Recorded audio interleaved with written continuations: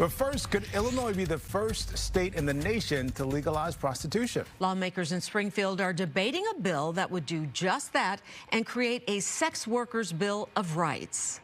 Yeah, Sylvia and Terrence, it's called the Keeping Sex Workers Safe Act, and the idea is to bring this industry out of the shadows to protect work can be very dangerous for those involved. It also creates a sex worker bill of rights that gives those workers the same protections and access to health and benefits that any other worker has.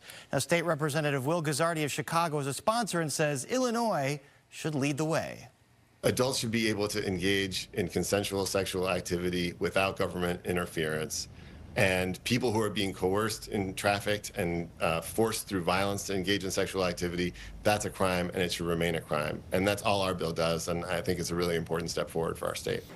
Now, the bill also prohibits any sort of discrimination against someone who's a sex worker. Now, in 2013, the state reduced the crime of prostitution from a felony down to a misdemeanor, and that resulted in a reported 97% reduction in prostitution arrests. So essentially, police have stopped policing it.